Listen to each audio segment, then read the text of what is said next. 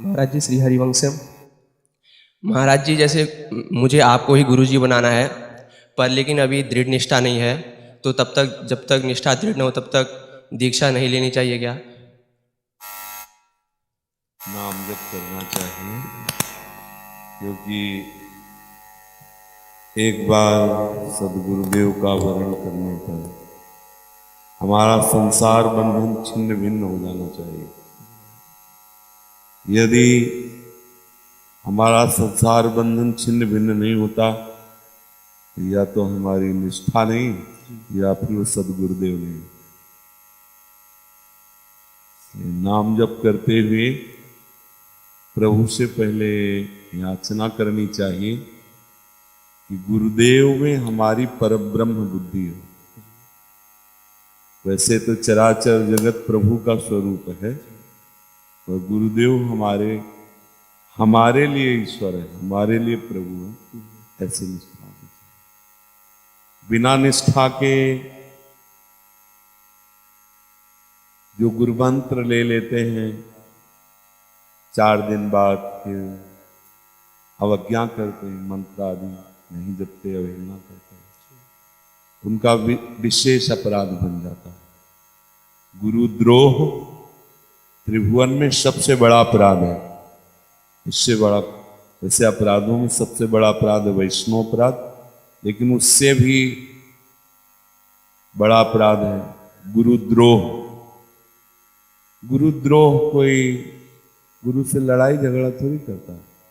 गुरुद्रोह का तात्पर्य होता है गुरु के द्वारा बताई हुई उपासना को त्याग कर मनमानी आचरण करना, गुरु के द्वारा बताए हुए नाम मंत्र का त्याग कर मन के अनुसार जप, मन के अनुसार ये सब। तेन वचन मानत गुरुद्रोही, निष्दिन करत आपनो भायो, तो इत व्यवहार न उत परमारथ, बीच ही बीच जो जन्म गंवायो। गुरुद्रोह क्या है? आज्ञा पालन न करना। तेन वचन मानत, गुरुदेव के वचनों को नहीं मानते तो कौन है? गुरुद्रोही। तेन वचन मानत गुरुद्रोही, निष्दिन करत आपनो भायो। गुरुद्रोही कौन? जो गुरु की आज्ञा में नहीं चलता। गुरुद्रोही कौन? जो अपनी मनमानी आचरण करता है। तो क्या परिणाम होता है? सेवक जी कह रहे हैं कि ना तो उनका व्यवहार बनता और ना उनका परमार्थ बनता है। बीच ही बीच जो जन्म गंवाए, उनका जन्म व्यर्थ में ही व्यतीत हो जाता है। इसलिए पहले सदगुरुदेव भगवान के वचन सुने, उसे अपने चित्त में मनन के द्वारा धारण करें, फिर धीरे धीरे देखें कि हमारी इन संत के प्रति पूर्ण भगवत निष्ठा है कि नहीं। ये संत हैं ऐसी बात शिष्य में नहीं होनी चाहिए। ये तो औरों के लिए, शिष्य के लिए है। 5 भौतिक पर्दा लगाकर हमारे राधा माधव इस रूप में बैठे हुए हैं, इसके नीचे बात नहीं होनी चाहिए। हमारी श्री जी, हमारी हित जो हमारे गुरुदेव भगवान, और वही है तत्व तो वही। यदि ऐसी निष्ठा हो तो भजन साधन में शिथिलता होने पर भी भगवत प्राप्ति हो जाएगी। जैसे पिता की संपत्ति में पुत्र का राजकीय विभाग से भी अधिकार हो जाता है, ऐसे ही जो शिष्य गुरुदेव को परब्रह्म मान करके उनके अधीन हो चुका है मन वचन कर्म से, तो गुरुदेव हैं श्री हितजू महाराज, गुरुदेव हैं श्री प्रियाजू, गुरुदेव हैं जगत गुरु भगवान श्री कृष्ण। उनकी संपत्ति है प्रेम, वो प्रेम का अधिकारी हो जाता है। गुरु कोई मनुष्य नहीं है, पर हमारी जब तक मनुष्य दृष्टि रहे तब तक गुरुदेव का वर्ण ना करे तो अच्छा रहेगा। उनके वचन सुने और नाम जप करे। जब ये निष्ठा हो जाए कि अब भगवान भी आकर के कहें तो मैं अपने गुरुदेव के वचनों की अवहेलना नहीं करूंगा। जैसे माता पार्वती जी कह रही तजऊ न नारद कर उपदेशु, आप कहें सतबार महेशु। 100 बार हमारे इष्ट भगवान महादेव जी स्वयं आकर कहें तो भी हम अपने गुरुदेव नारद जी के वचन नहीं छोड़ सकती। अब बात करें, गुरुदेव भगवान के चरणों का आश्रय लेते ही प्रभु की जो अहेतुकी कृपा है उसका अधिकारी बन जाता है शिष्य, पर ऐसा बड़ा मुश्किल है। हम बाह्य व्यवहार से अपने गुरुदेव को तौलने लगते हैं। गुरुदेव त्यागी हैं कि रागी हैं, गुरुदेव गोरे हैं कि काले हैं, गुरुदेव जवान हैं कि वृद्ध हैं, कितने लोग प्रभावित होते हैं इनसे, तभी गुरुदेव बनाए इन बातों को देखकर। और ये गुरुदेव के लक्षण नहीं, ये संसार का लक्षण है।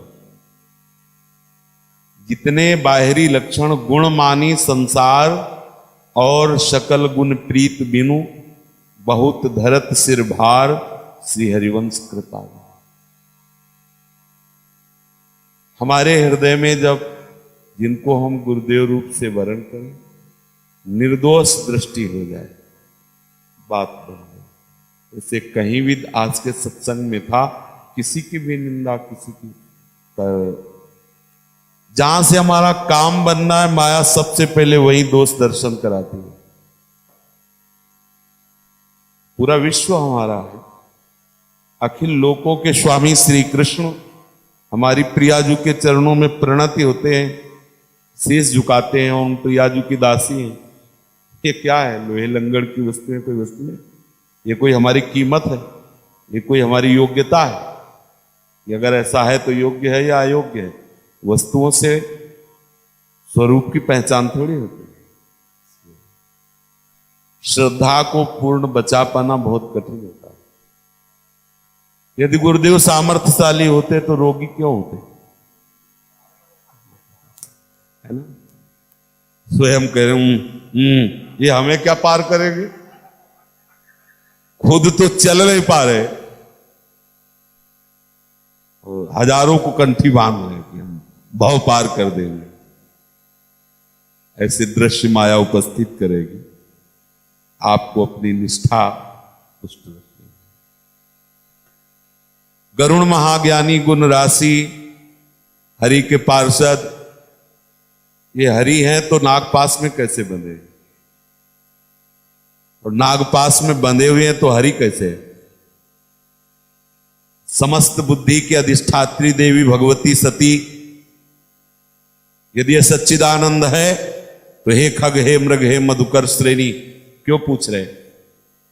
यदि सच्चिदानंद नहीं तो सर्वज्ञ भगवान शिव इनको प्रणाम क्यों कर रहे? बड़े बड़ों को प्रश्न, बड़े बड़ों को संशय आ ही जाता है। ये माया का नाटक ऐसा है। जब तक गुरुदेव में साक्षात परब्रह्म दृष्टि नहीं होती तब तक ना तो मंत्र प्रकाशित होता है और ना अध्यात्म तेज प्रकाशित होता है। पूर्व के ब्रह्म ऋषियों ने, महात्माओं ने, रसिकों ने, उनकी जीवनचर्या देखो, उन्होंने अपने मन को आचार्य गुरुदेव के अधीन किया है। बस इसी से वस्तु की प्राप्ति हुई। भला ये कोई आज्ञा पालन करने वाली बात, जाओ यमुना जी में मर जाओ जाके, ये कोई आज्ञा है?